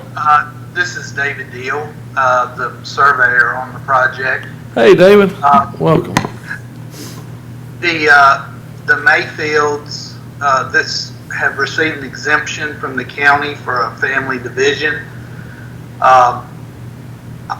You guys have not developed the family subdivision regulations yet, but so we're coming to you for a standard subdivision, but it's pretty straightforward, and I'm happy to answer any questions that anyone might have. Perfect. Thank you, David. I'll go ahead if it's all right with you. Like you said, it's pretty straightforward. If you'll just stay close, I'll open and close the public hearing, and then if any of the commissioners have any questions, I'll let them ask you at that time, if that's okay. Sure. All right. Again, I've opened the public hearing. Anybody from the public wish to speak to this item? In that case, I'll close the public hearing and turn the meeting over to the commissioners. Motion, Mr. Chairman, case SD 21.16 Mayfield subdivision. I move that we approve subject to staff recommendations. Which only staff recommendation is the sidewalk waiver, and in lieu of sidewalks, willing to accept. They will put an easement there. The easement. All right, I've got a motion to approve subject to the sidewalk waiver, but including an easement. Do I have a second? Second. Got a second from John. Any further discussion? All in favor say aye. Aye. Aye. Any opposed say nay. All right. Holly, I didn't hear you on that, but I'm assuming that you are an aye. Perfect. All right, thank you. Motion passes unanimously. Next item on the agenda, SD 20.48, the estates of the verandas. Okay. So that's the one you got. While he's doing that, I'll kind of give a quick update. Next three cases are tied together. We approved first, the village subdivision at the estates at the Verandas. And that was, as designed at that point in time, 2 phases. We approved Phase 1. The Planning Commission approved Phase 1 preliminary plat. And we received a request to split Phase 2 into 2 phases. Same number of lots, nothing's changing other than the phasing lines. So this first case is simply an amendment to, we potentially could have handled this administratively, but since we're here, coming to the meeting anyway for these plats, it's on the agenda, so vote. And I'm curious, how do y'all feel? Is this something that can be handled administratively in the future? Yes. Absolutely. Okay. Yes. So in that case, we've got a case number, so I'll ask you to vote on this one and I'll handle it. No, we're not gonna vote on it. Is this SD 20.48? Because I was thinking you were saying that Let me make sure. SD 21.17 says Phase 2. And we can, 4.8 is the one that divides Phase 2 into 2 pieces. Okay. To 2 phases. That's correct. Then you've got Okay. Phase 2, and then you got Phase 3 in the successive That's correct. applications. now, is this a public hearing at this point? This is a public hearing. All right. In that case, I'll go ahead and open the public hearing for SD 20.48. Basically, the request is divide the estates of the Verandas Phase 2 into 2 phases. So, does anybody from the public wish to speak to this item? In that case, I'm closing the public hearing at this time and turning the meeting back over to commissioners. Did y'all renumber everything? Part of this village site thing, all lots? No, I don't think we did. The numbers changing? The engineers told me they did. Y'all required all the numbers. They had there was some consecutive on some of the lot numbers to change, yes. So this village site plan redoes those, the numbering system? We can handle that administratively, so. Rather not, I was curious what was about to happen. It's Okay. fine, but I didn't need to know. Basically, what we're doing here, as the graphic shown, the red and blue portions are Phase 2 right now. They're becoming Phase 2 and 3 for this amendment to the village plan. The plats, I believe, is where we can get into the lots. All right. I'll go ahead and close the public hearing, commissioners. Now, we have the opportunity, this is not a recommendation to City Council. This is final. Okay. Final stop for this decision. I'd make a motion for SD 20.48. The estates at the Verandas to take the existing Phase 2 and allow it to be divided into 2 additional phases. I'll second. Or into 2 phases. Into 2 phases, okay. I've got a motion and a second to take the estates of the Verandas and divide into 2 phases, Phase 2 and Phase 3. Is there any further discussion? All in favor say aye. Aye. Aye. Any opposed say nay. All right, motion passes unanimously. So next item on the agenda now is SD 21.17, the Verandas LLC Phase 2.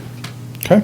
And this portion of the presentation will also, I'll also present case SD 21.18.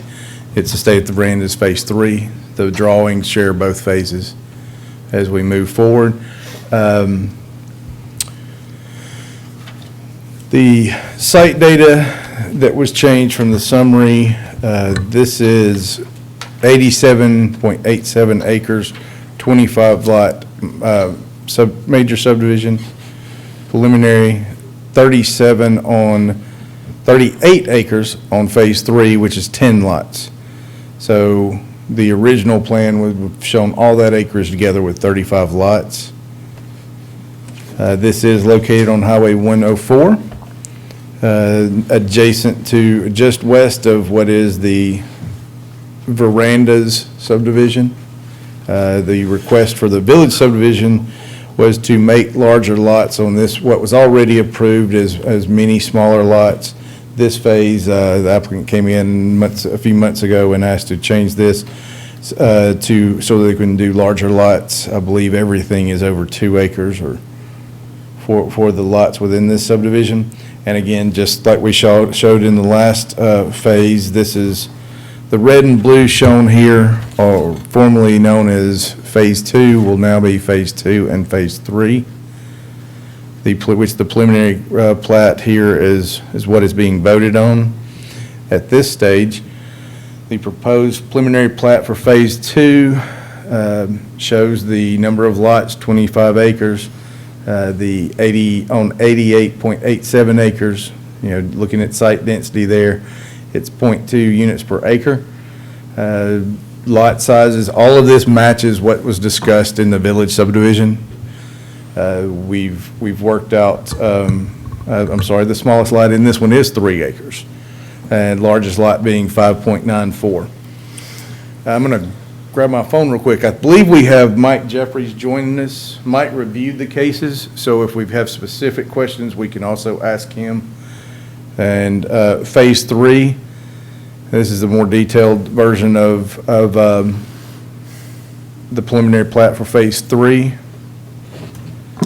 These always seem like deja vu to me, Hunter, whenever we do the village subdivision and come back with the subdivision plats. It always feels like we've already done it when it's this soon. Well, I appreciate when people come in with the same plan. I know, a couple months later and I would have forgotten everything about it. But right. It's really tricky when someone gets a village subdivision and then their preliminary plats don't match that. Right. That becomes really tricky, so I appreciate this. Just a couple of notes. Drainage, the engineer of record provided a report that the proposed project meets or exceeds both Fairhope's and Baldwin County subdivision regulations and will not have an adverse effect downstream. The low-impact development techniques utilized on site provides a 95.8% TSS removal, exceeding the 80% required. Green space requirement is waived with a village subdivision due to the lot sizes. Again, minimum 3 acres.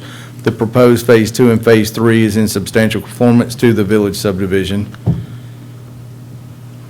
Just some notes here. The installation of sidewalk and street trees are required before final plat. Note that the approved preliminary plat expires after 2 years. Note that if approved, a pre-construction meeting is required before land disturbance. We do have the condition there is not necessarily because it's been voted on. So staff does recommend approval of both of the preliminary plats as presented. Thank you, Hunter. Any questions for staff at this time? I'm assuming we're going to vote on these independently? Yes, we will. Any questions for staff at this time? Trey, do y'all have anything to add at this time? All right, for those of y'all out there, the developer is in attendance. That case, I'll go ahead and open the public hearing for SD 21.17. Does anybody from the public wish to speak to SD 21.17? That's the estate of verandas on Highway 184, 25 lot major subdivision on 89 acres of land, basically. If not, I'll close the public hearing and turn SD 21.17 back over to the commissioners. This one's you, Harry. Okay.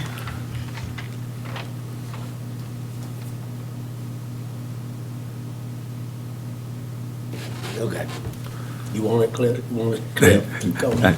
Yeah, I move we approve SD 21.17, Estates at the Verandas Phase 2, with staff recommendations, which have already been met, I think.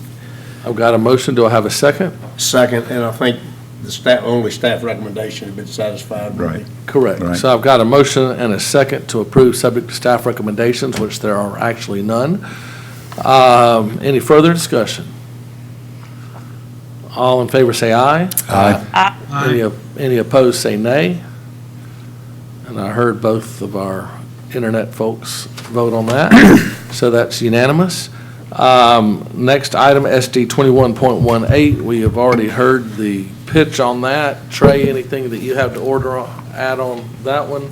I'll go ahead and open the public hearing for SD 21.18. Anybody wish to speak to Phase 3 of the Estates of the Verandas. That's a 10-lot subdivision on 38 acres on Highway 104.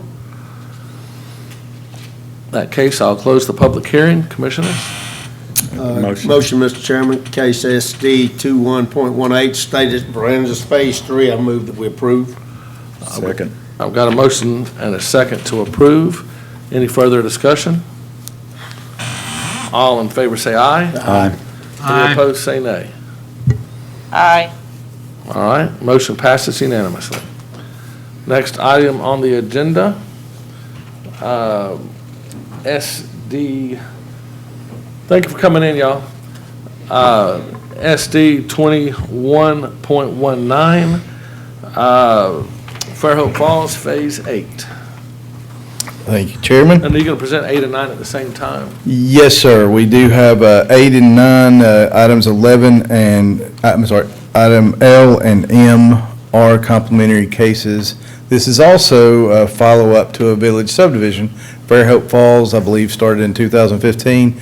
We amended the village subdivision last year, and this is, the Planning Commission has approved the preliminary plats of Phase 4, 5, and then followed up with 6, 7, and this is the last two, Phases 8 and 9. Phase 8 is 10.84 acres, consisting of 34 lots. It is a major subdivision, which requires preliminary plat. And, I know we've had some of these conversations in the past, but, preliminary plat, 2 years, you expires. So just a reminder, if not substantially complete there, might need an extension and need to ask for that. That's a reminder to all of our developers. Phase 9, 18.31 acres, 50-lot major subdivision, is very in compliance with everything we looked at within the village subdivision. So here's kind of the phasing lines. Phase 8 is going to be centrally located within basically Part 2, if you will. You've got the drainage, and moving across those ponds, you kind of get into 4, 5, 6, 7, and 8, and 9. 3 we've already seen is preliminary plat, and the first 2 phases obviously were done previously, dating back to 2005. So Phase 8 is the plan shown on the screen currently. Site data matches the preliminary or the village subdivision approval. This is in City of Fairhope water, Baldwin County Sewer Service, Riviera for electric, AT&T, and gas service by the City of Fairhope. Utilities are provided by the same entities in Phase 9. This plan is shown on the screen. Just a couple of notes. Review comments from Baldwin County were not submitted. Drainage has been reviewed and approved by City of Fairhope's Public Works Director, Richard Johnson. The drainage for Phase 4 through 9 will utilize 3 detention ponds that will discharge through concrete rear outfall structures to the immediate pond downstream, eventually into a stilling basin for sheet flowing into existing wetlands. The ponds as wet basins achieve the required 80% TSS removal. Wetland buffer signs must be placed prior to any land disturbance activities, and the proposed lots and layout are consistent with the approved village subdivision with minimum lot size of 9,100 square feet for Phase 8 and 8,344 square feet for Phase 9. Amenities for Phase 8 include a passive recreation, and in the village site plan, there were recreation types to make great use of the green space labeled, and K was one of those to indicate sitting area, and K was also recently approved in Phases 5 and 6. And then amenities for Phase 9 include a recreation park labeled L, and that's on the next slide, to include workout and exercise stations. And a traffic study was provided for preliminary approval of Phases 8 and 9 that included the remaining Phases 4 through 9 encompassing 391 lots. The study recommended improvements for the intersection of Langford Road and State Road 104 be widened to accommodate northbound left turn lane, an eastbound right turn lane, and a westbound left turn lane. These improvements shall be installed before application for final plat. There's kind of the village plan. And the improvements for Langford Road, and this was the traffic study we saw. Just yesterday, we received a comment, and I just want to make note of it here. And in case something changes, there is a potential, we heard from AlDOT, there is a potential for a traffic signal being installed at this intersection. And whether that's being reviewed, we weren't part of that review. So I just want to be certain that if a traffic signal is warranted by AlDOT, then that's on the developer, not the city. This is a county road, so I imagine they would say the same. Well, Langford is county. Langford's county. Yes. Of course, you got both of them. So because we haven't heard anything from there, we're making that recommendation just clear that it's first we're kind of hearing about a signal. You know, this was the improvements as shown in the traffic study, so we will follow up with AlDOT and see what the warrant study says. Just a quick phasing schedule. I think we looked at this last month or month before when we looked at phases 6 and 7. So beginning in June is when phase 4 will start. Wrapping up in 2024 is the current plans for all the phases. It's a pretty aggressive schedule.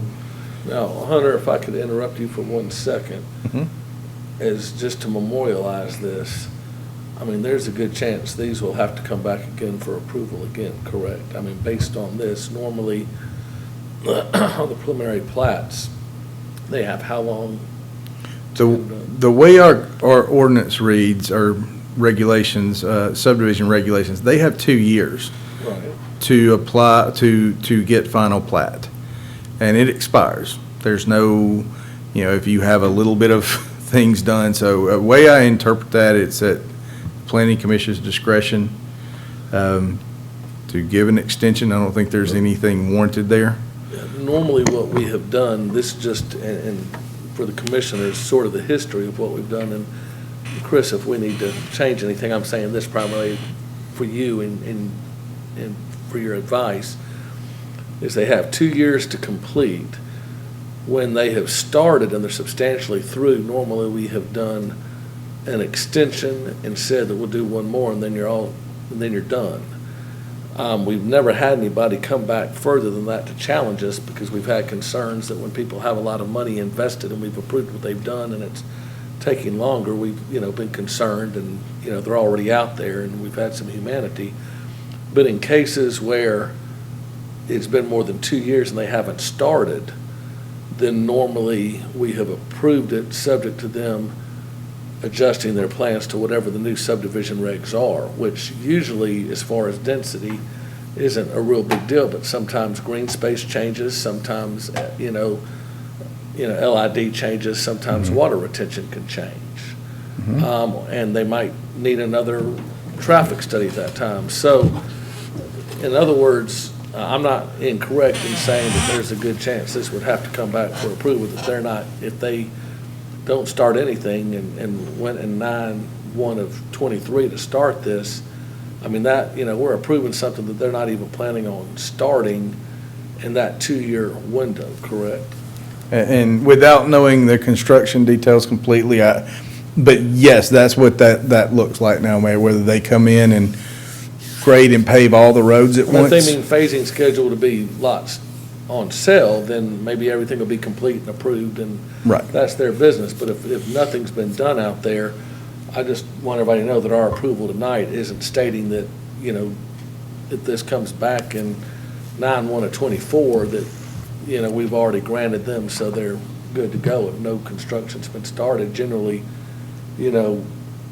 we require them to come back and tweak their plans to meet this new subdivision regs at those times. And Mr. Did we Chairman, talk about this either last month or we the month before? we have discussed this, and that your explanation is consistent with the subdivision regulations and the law, so I certainly think it's But within. but weren't we talking about, we weren't gonna extend for, I mean, they got one extension, right? Normally, we give one and then. 1 year, one-year extension. And then we'll say maybe we'll give another, but we never had to go past that so far. I believe there was one that may have expired that hadn't started any work, but it wasn't even before But us. I think you're right, and the discussion was that the regulations in place at that time, they would then have to modify their subdivision if there were any changes. Right, in other words, this And the is. question to me is whether we want to make them go back and reapply completely.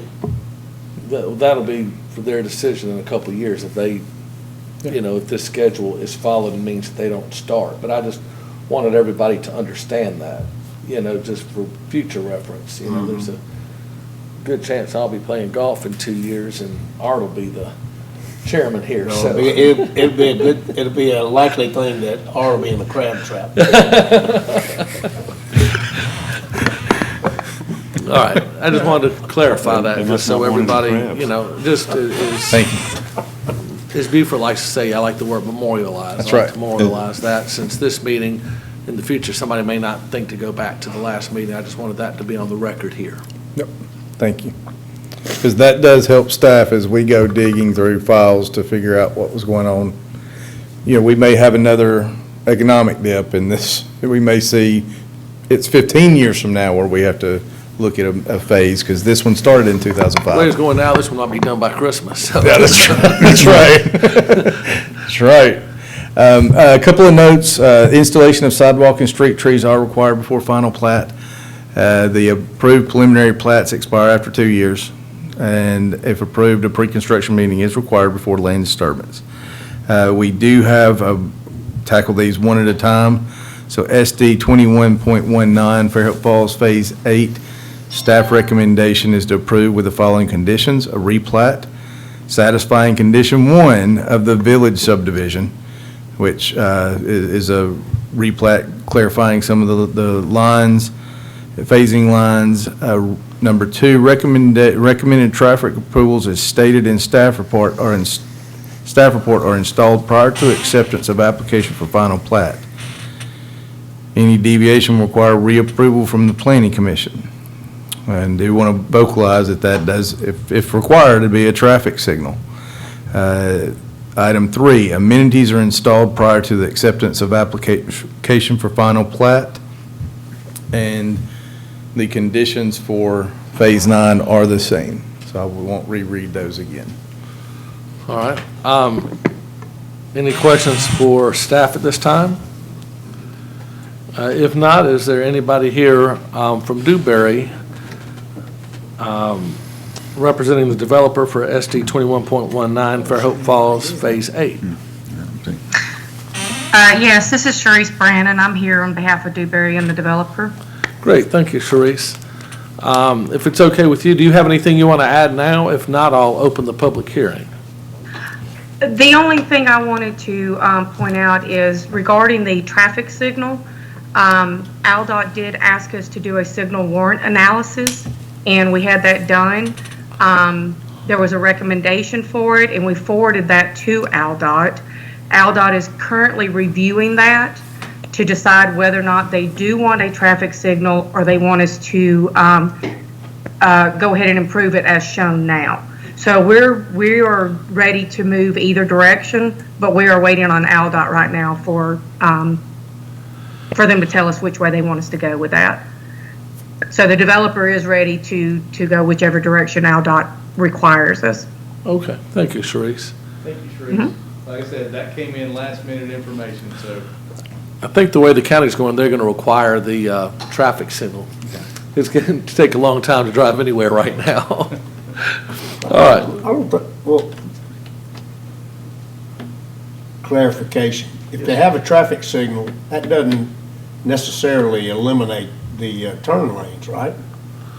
No, not Not necessarily. No, I mean, it's not an either or, traffic signal or the turn lanes. Correct. Seems to me like it ought to be all of them with the 390-something lots, and you got one right down the way that's equal. And we may want to look at that condition and say as. I would love to tie that together, that it's not either or. No, I don't think, I think it is not. Yeah, need to rewrite that I recommendation. mean, it's our Well, I rec, think we need to give out a little, here's what I don't want. I don't want us to say specifically what's in the traffic report and a traffic signal, and then AlDOT has another alternative that they like better, and then we have to come back to the planning commission.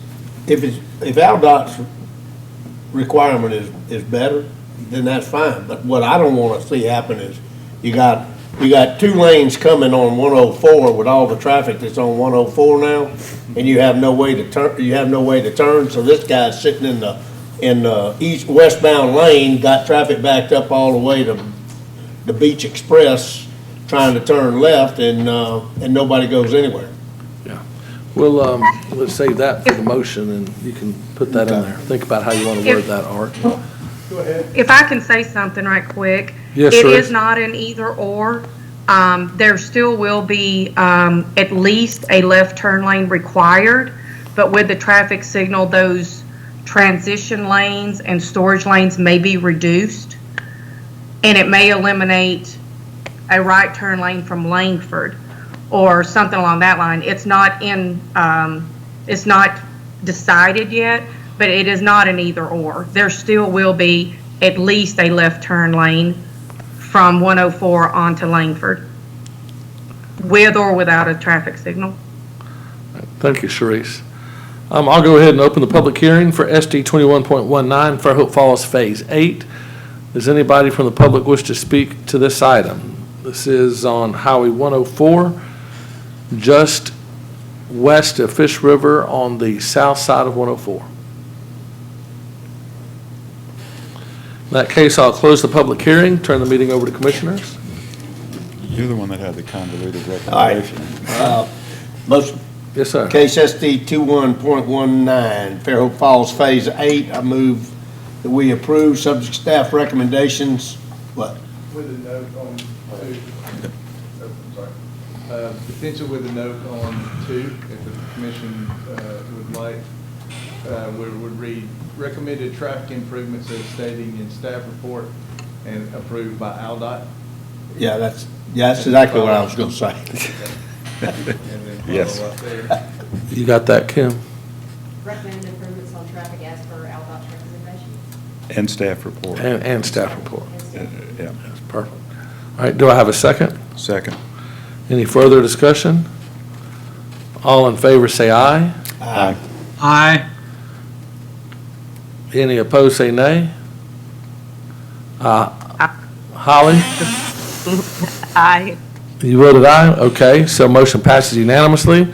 At this time, I'll open the public hearing for SD 2120, Fairhope Falls Phase 9. Does anybody wish to speak to this item? If not, I'll close the public hearing at this time, turn the meeting back over to. Motion, Mr. Chairman, case SD 21.20, Fairhope Falls Phase 9. Move that we approve, subject to staff recommendations and the same, what do you want me to say? The same Conditions as. requirement for the Conditions as traffic and the report, and with approval from AlDOT. Yes. All right, do I have a second? Second. Any further discussion? All in favor, say aye. Aye. Aye. Any opposed, say nay. All right, Holly, didn't hear you on that. Are you aye? Aye. All right, motion passes unanimously. Old/new business. Hunter, do you have anything to say? We're requesting a 60-day extension for River Place to record the plat. Anything need to be added? Is that okay with you? Absolutely. This is got a little construction material. Everybody knows construction costs are high. We're down to a little bit of gravel that needs to be paved. It's county requirement, county road. Hard to get a contractor back out there, asphalt, just to pave that little area. So need a little extra time to get that done so we can get it recorded. All right, commissioners, if you don't have an issue with that, I'll accept a motion. I move we accept SD 21.04 and approve the extension. I've got a motion for a 60-day extension for SD 21.04. Do I have a second?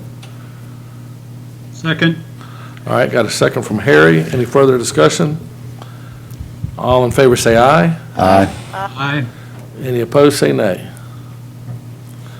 All right. Chairman, I got one more before we close, if you don't Motion mind. passed unanimously on that. And yes, sir. I would like to request, in between this meeting and the next, we have a work session. I don't have anything big to handle, so it's not a big meeting. But what I've noticed over the last couple of weeks, we've got new members. I think this is the first time had a chance to, John and Jason have had to meet, Jason's meeting Art, Lee, and just sometimes to get together once a year and sit down and talk across the table from one another. Do you have any goals for me for the year, for our staff? How can we better help y'all? What can we do to train? If we have any conversations, a work session is potentially a public meeting. Don't have a goal. We've had a couple in the past to deal with specific issues. I don't have that. Just to have a meeting and talk and see how we can improve things. Because as you hear, there are some frustrations. And it's tough to address everything as fast as we're growing in Fairhope. With the volume of cases we have to review and then make amendments, that's a tough thing. And it's especially tougher when we can't meet in person. It's tougher when we don't know one another. So I'd like to start having a little better relationship with some of our commission members. You got a time you're thinking about? You talking about in the evening? You talking about in the middle of the day? You buying the beer? 4 o'clock in the morning? Sounds great to me. If you want to just poll people via. We have to do that tonight. We have to set that date and time right now. Okay. So I'm in, I like that. I can make it work for whenever y'all want. Monday nights are usually not good. We either have council or Board of Adjustment. Anything other than that, I'm at y'all's disposal. So if y'all prefer daytime, that's great. Where do you want to meet? Do you want to meet somewhere more relaxed, like the Nick Center or something, where you just sit around circular tables? Tell you what, Just in case we have to, Dale Shamp's room would probably be a good option. It's here in this building. We meet there. can I make a suggestion? Beer and barbecue? Yeah. Lunch or dinner, and I'll volunteer to be the first one to pick the tab up. Hey, I'm in. I don't think we can do that. If it's a work session, it's subject to the Open Meetings Act, so. And let me ask our legal, is there any way, and if we're not dealing with an issue, is there any way a planning commission can meet without it? I think if there's a quorum, there have public access. There's a quorum and you're discussing city business, Yeah, we can have public and still have food there. Yeah, so we can bring food in to here. Well, that's what I'm talking about. Or we I can, mean, if people in public Have, want to come, that's fine. one of the barbecue places bring, I'll split it. We can get barbecue or fried chicken or something. if we can advertise that, pick a date and time, advertise the Dale Shamp's room is what we'll set it for, or as amended, because the one thing I don't know is with a date and time we pick, is that room available? So, or is amended, and we can pick the location and advertise it. We have to publicly notify 24 hours before the meeting. We'll do that as staff. So the only thing left is a date and time. Well, I think, you say you gotta make it tonight. You gotta make. Yes, sir. April, let's see. The alternative would be you could discuss dates and time, announce it at the next meeting, and have it occur in May. But if you want to do it in April, you need to set it tonight, I would think. Can we set a date and time, or then as amended by advertisement? I'm good with that. Okay, so let's pick a date and time, if that's okay. Week of April 20 through the 25th, 23rd. I'm sorry. Yes, 20 is on a Tuesday, 21st, 22nd, 23rd. Do it on a Wednesday. I'm out of town. You're out of town. No, Uh-huh. oh, wow, I can't believe it. Well, and the alternative is we can have two meetings and not have a quorum. But I'd like to see everybody together. And I think lunch might be good, because we could do it. That'd be great. Yeah, you leave? lunch on the 21st would be Monday, great for 19th. me. You going all week? No, I'll be back Wednesday night. Thursday night? How about 22nd? No, I'll be Noon. back, I'm sorry, I'll be back Thursday night. How about Friday? Friday's. 23rd? Friday's good with me. What about lunch on Friday? Lunch Friday? Sounds good to me. Yeah, instead of, not Friday night. Yeah, Friday lunch. Friday lunch. We'll do fried chicken or barbecue, and I can talk and, figure that out. I'll get Mose or somebody. to- Friday, the 23rd at lunch? Noon? You send us an email or text message tomorrow about that? Absolutely. The place, y'all decided the place. We'll advertise that as the Dale Shemps Room or as, Or at the Nick Center. or as amended, based on availability. With notice. Of course, we will have notice. We're required 24 hours, but we usually will do that. It'll be on the website, and we'll do what we can to advertise that. So anyone can see we're not, there's not a hidden agenda. Does that need to be voted on? Do they need to vote on that, or is it just planning? Okay. All right. Thank We y'all. need to make sure that we get this across to all the people that aren't here. Absolutely. I will make that happen. What's that? No minutes to approve from my phone. That's correct. Thank you. All right, thanks, everybody. Do I have a motion to adjourn? I move we adjourn. All in favor, say aye. Aye. I'll second it, too. One motion that doesn't need a second. That's a good job. John called you Dadgum Cliff 3 times tonight, didn't he?